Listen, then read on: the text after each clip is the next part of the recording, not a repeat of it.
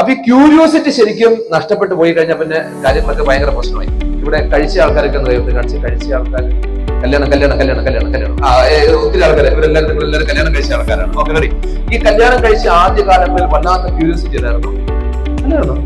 അല്ലെ, എഗ്രി ചെയ്യുന്നില്ലേ? ഉണ്ടോ? ഇല്ലേ? ഉണ്ടായിരുന്നു. ഇല്ല, ഒരു ക്യൂരിയോസിറ്റി ഉണ്ടായിരുന്നു. ഓക്കെ ശരി. ഇപ്പോൾ എവിടെ പോയി? എവിടെയോ പോയി അല്ലേ? ഇപ്പം ക്യൂരിയോസിറ്റി ഒക്കെ പോയിട്ട് വല്ലാത്ത പ്രശ്നമായി. അത് എന്തുകൊണ്ടാന്ന് ചോദിച്ചു കഴിഞ്ഞാല് ആ ചൈൽഡ് കുറഞ്ഞതിന്റെ പേര്. അന്ന് ആ ചൈൽഡ് ഉണ്ടായിരുന്നു, കുറച്ചും കൂടി ഉണ്ടായിരുന്നു. അപ്പൊ ക്യൂരിയോസിറ്റി ആയിരുന്നു എന്ന് പറഞ്ഞതുപോലെ ജോലി ആദ്യം കിട്ടിയ സമയം ഒന്ന് ആലോചിച്ച് നോക്കി. ശരിയല്ലേ? വല്ലാത്തൊരു ക്യൂരിയോസിറ്റി അല്ലായിരുന്നു അല്ലെ? ശരിയല്ലേ? വല്ലാത്തൊരു ക്യൂരിയോസിറ്റി ആയിരുന്നു.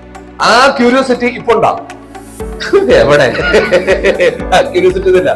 ഒരു 4-5 വർഷം കഴിയുമ്പോഴത്തേക്കിന് ആ ക്യൂരിയോസിറ്റി ഇല്ലാതാവുന്നത്. കാരണം എന്ന് പറയുന്നത് ആ ചൈൽഡ് നേച്ചർ വളരെയധികം കുറഞ്ഞു പോകുന്നു. പിന്നെ അതുകൊണ്ടാണ് നമ്മൾ സാധാരണ പറയാം, നമ്മളൊരു ജോലിയൊക്കെ അറിയാലും കല്യാണം കഴിച്ചാലും ഒക്കെ പുതിയ പുതിയ കാര്യങ്ങൾ ചെയ്യണം. അതിന്റെ അർത്ഥം പുതിയ പെണ്ണിനെ തപ്പുക അല്ലെങ്കിൽ പുതിയ ആണിനെ തപ്പുക എന്നുള്ളതല്ല. അതല്ല ഞാൻ ഉദ്ദേശിക്കുന്നത്.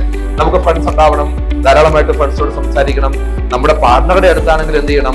പുതിയ പുതിയ കാര്യങ്ങളിലൂടെ കടന്നു പോകണം. പുതിയ പുതിയ രീതികൾ, പുതിയ പുതിയ കാര്യങ്ങൾ സംസാരിക്കണം. പുതിയ പുതിയ ഇനിഷ്യേറ്റീവ്സ് എടുക്കണം. അത് സെക്സിന്റെ കാര്യത്തിലായിക്കോട്ടെ, ഏത് കാര്യത്തിലാണെങ്കിലും അങ്ങനെയൊക്കെ സംഭവിക്കണം എന്ന് പറയുന്നത് റീസൺ എന്ന് പറയുന്നത് എന്താണ്? ഈ ആകാംക്ഷ നിലനിർത്താൻ വേണ്ടി നമ്മുടെ ഉള്ളിലുള്ള ആ ഒരു ചൈൽഡിനെ എപ്പോഴും ആക്റ്റീവായിട്ട് നിലനിർത്താൻ വേണ്ടി. Is clear?